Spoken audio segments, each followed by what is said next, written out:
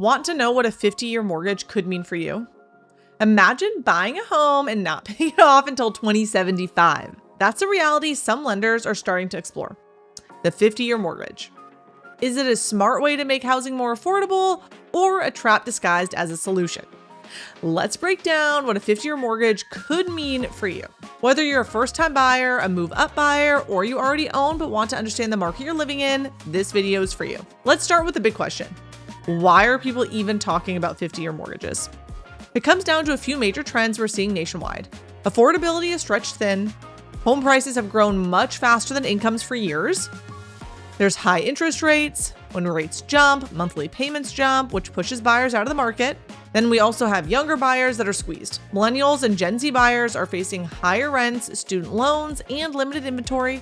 In other words, the market is searching for ways to make monthly payments manageable again. And one of the tools on the table is extending the mortgage term from 30 years to now possibly 50 years. Let's break this down simply. A traditional mortgage spreads your payment over 30 years. A 50-year mortgage spreads them over 50 years. Same price, same interest rate, but 20 additional years of payments. So what does that do? It lowers your monthly payment. It dramatically increases the total interest you pay, and it slows down how quickly you build equity. Think of it like this. You're stretching the payment to make it easier up front, but more expensive in the long term.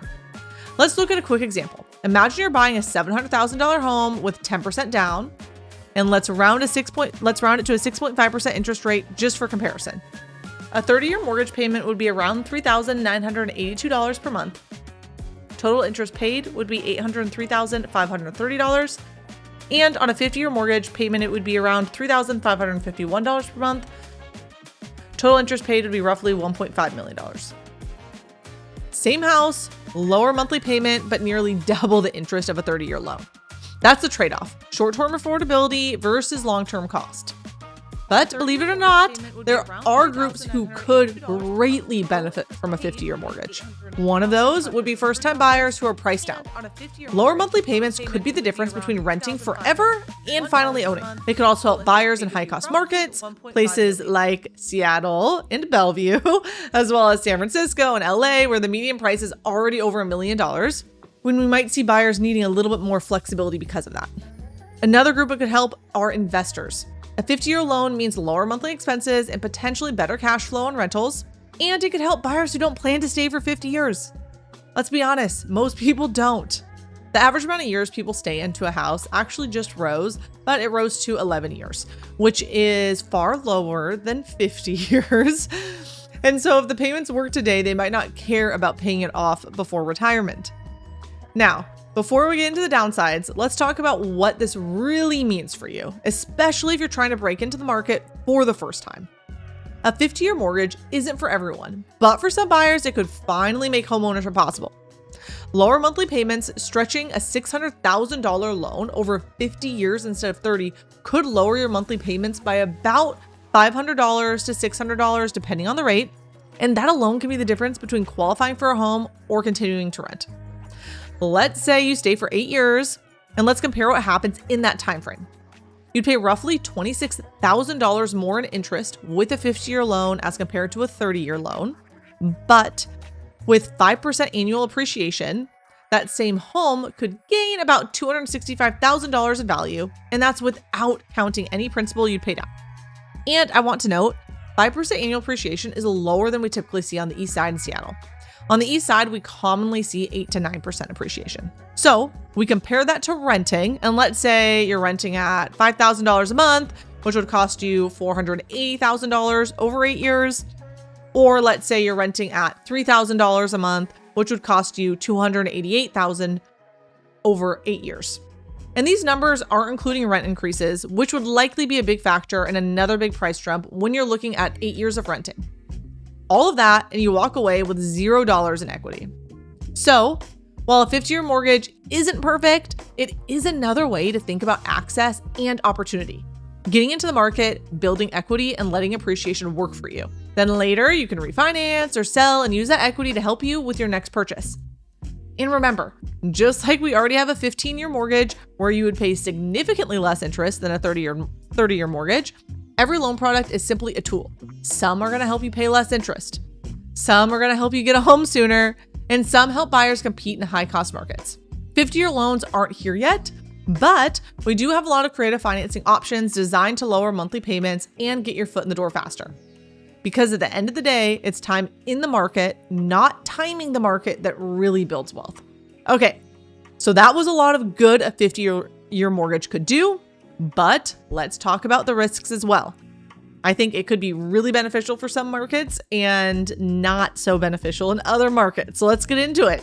1, you build equity slowly in a 50-year mortgage. The first 10 to 15 years mostly go towards your interest. You own a very little of your home in the early years, but if you're in the market like the greater Seattle area where appreciation is constantly rising, you will be able to sell and make money on your investment, even if you only hold on to it for a few years.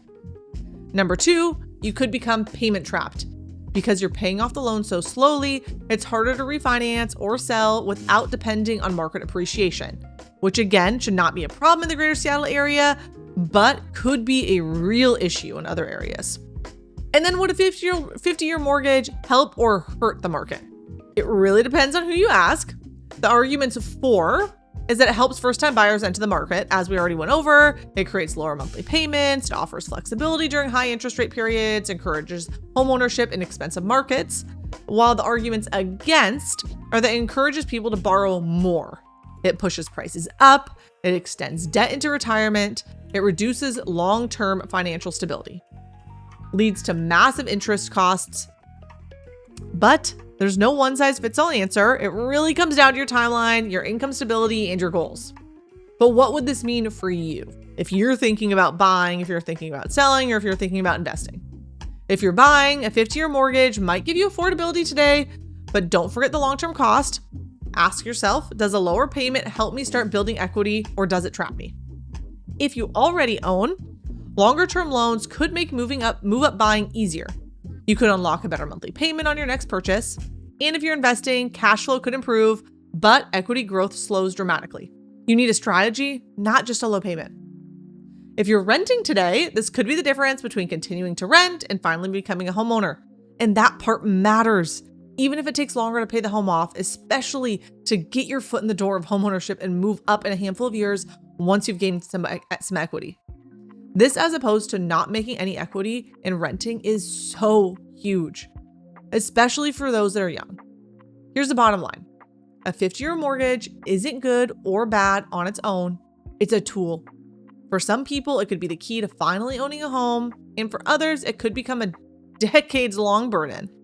What matters most is understanding how it fits into your life, your timeline, and your long-term financial health. If you want to walk through what your payments would look like, reach out and I would love to connect you with a lender. If you're thinking about making a move, investing, or just learning more about what the greater Seattle area has to offer, I would love to help you find that perfect place.